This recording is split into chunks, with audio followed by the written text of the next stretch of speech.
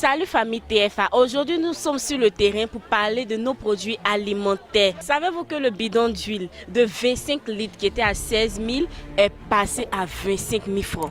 Qu'en pensez-vous? Merci de commenter, de liker la vidéo et surtout de partager. Bonsoir, moi c'est Dambélé Salimata, je vais au marché ici.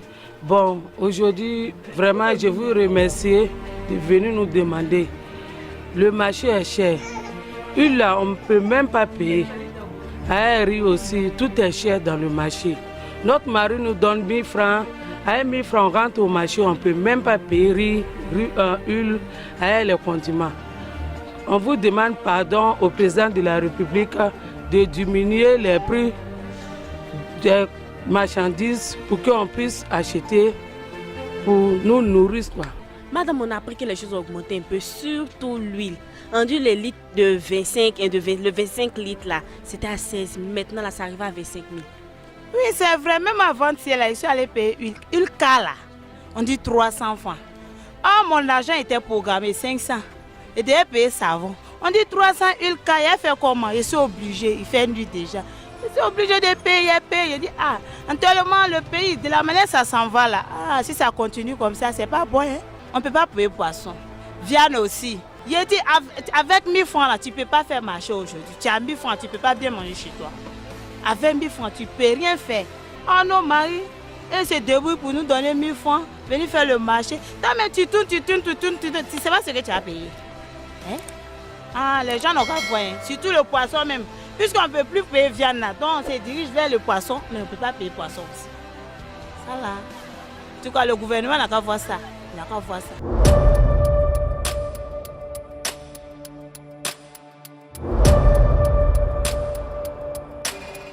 Avec la flambée des prix des denrées alimentaires, je pense que nous tous nous faisons le constat. Moi-même, en tant que président de la plateforme TFA qui milite justement pour la transformation locale de nos matières, je fais aussi le même constat de cette flambée de montée des prix. Mais cette montée des prix s'explique par des raisons, on va dire, exogènes, comme des raisons endogènes.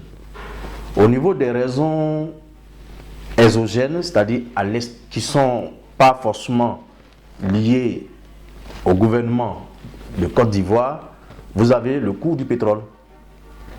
En septembre 2021, le monde entier a parié sur un prix du pétrole qui allait connaître une baisse. Nous étions à 63 $ la baril, 74 à peu près. Et d'un commun accord, tout le monde proclamait déjà la baisse du prix du pétrole. Nous abordons 2022 avec une crise donc en Ukraine. Et cette crise-là vient jouer sur la flambée au niveau du prix du pétrole. Alors, ce n'était pas prévu. Et voici un élément exogène qui a entraîné au plan international cette flambée. Et un peu partout, on parle de l'augmentation des coûts, un peu partout, il y a l'inflation, un peu partout, à cause justement de cette crise en Ukraine. Ça, c'est la première raison exogène.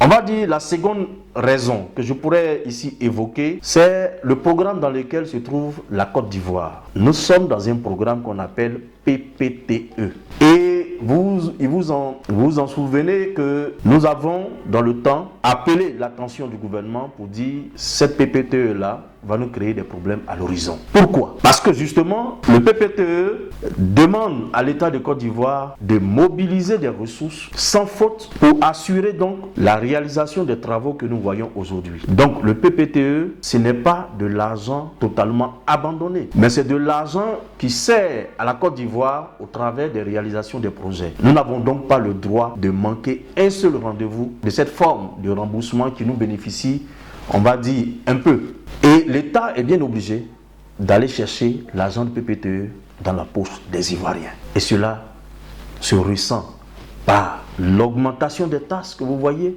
Cela se ressent par la vie encore plus difficile. Cela se ressent aussi par le fait que vous avez également un taux de chômage qui augmente. Parce que justement, si l'argent du PPTE que nous avons mobilisé doit servir à réaliser nos travaux, Mais ce n'est pas les entreprises locales qui ont les marchés. Il est prévu dans le PPTE que ce soit ces pays-là qui concèdent leurs dettes qui doivent faire travailler leurs entreprises. Ce qui veut dire, vous avez des travaux, du boulot saisonnier et qui ne continuent pas. Dès lors que le projet s'achève, les Ivoiriens retombent encore dans le chômage. Donc c'est une des raisons également qui justifie la montée des prix des denrées alimentaires.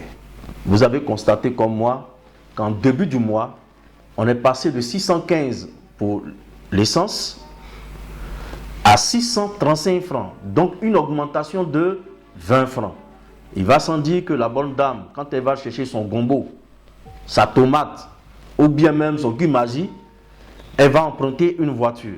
Et cette voiture qui a également renchéri les prix du transport, forcément, ça va intervenir sur les denrées alimentaires. Alors, au niveau endogène, au niveau même de la Côte d'Ivoire, vous avez le nouveau régime fiscal qui a été préparé en 2020 pour s'appliquer déjà en 2021, qui pose un problème. Le nouveau régime fiscal nous offre 4 possibilités de régimes fiscaux. Vous avez le régime de l'entrepreneur, c'est-à-dire jusqu'à 50 millions, on ne dépasse pas. Vous avez le régime du micro-entreprise, de 50 millions à 200 millions. Vous avez le régime du réel simplifié, de 200 millions à 500 millions. Et vous avez le régime du réel normal. Et le réel normal, c'est de 500 millions à 1 milliard et plus. Ce qui se passe, c'est qu'il y a une taxe qu'on appelle AIRC, avance sur impôt des revenus du secteur informel. Cette taxe-là ne s'appliquait pas au réel simplifié.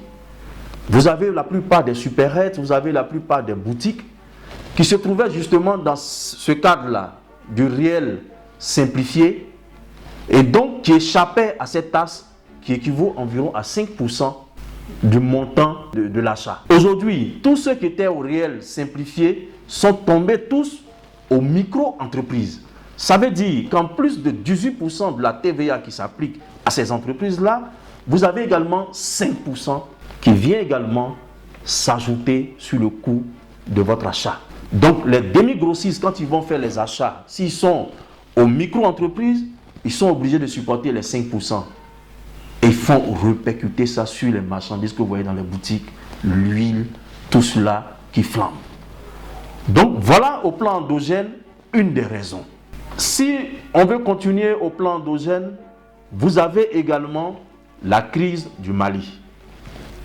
Quand les pays de la CEDEAO décident de boycotter un État, alors que nos États aujourd'hui sont liés, la mondialisation oblige, il va sans dire que nous allons subir également les conséquences. Donc la crise au Mali fait monter les prix également en Côte d'Ivoire. Le poisson de Bamako, aujourd'hui, on ne peut plus l'acheter. La viande, le prix est en train de grimper parce que justement, c'est le Mali qui nous fournit la viande et bien d'autres produits. Voilà quelques raisons endogènes qui expliquent donc la flambée du prix sur le marché. Il y a également le coût de l'endettement. Aujourd'hui, nous sommes à 17 675 milliards de dettes. Et quand vous prenez les dettes jusqu'à ce niveau, il va falloir rembourser. Où allons-nous trouver l'argent pour rembourser? C'est dans la poche de chaque Ivoirien, bien sûr. Et ça va entraîner l'augmentation des impôts, ça va entraîner les augmentations de toutes parts. Voilà, il faut que très clairement les Ivoiriens comprennent que l'endettement d'un État repose sur chaque citoyen. Et nous avons fait un petit calcul. Les 17 675 milliards de dettes de la Côte d'Ivoire supposent donc que chaque Ivoirien doit 500 000. Même l'Ivoirien qui n'est pas encore né, il doit déjà 500 000. C'est une des raisons fondamentales qui entraîne donc l'augmentation des denrées alimentaires sur le marché.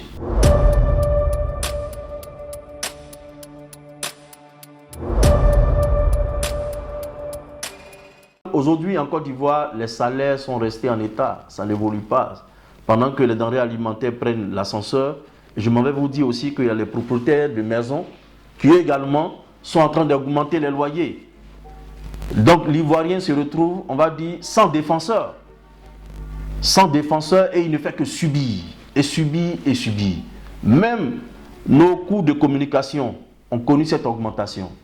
Alors je comprends donc l'amertume des Ivoiriens et je comprends que les Ivoiriens, en tout cas, crient leur ras-le-bol. Mais, au niveau de la plateforme TEFA, nous militons pour la transformation locale de nos matières premières. Et depuis toujours, nous avons attiré l'attention de nos gouvernants pour leur dire qu'il faut déjà commencer à transformer localement la plupart de nos produits pour nous permettre donc d'engranger beaucoup plus de ressources pour éviter justement ce que nous sommes en train de subir. Parce que si nous avions déjà installé toutes les usines pour transformer le cacao, on aurait récolté près de 24 000 milliards. Alors la pression fiscale allait peut-être diminuer.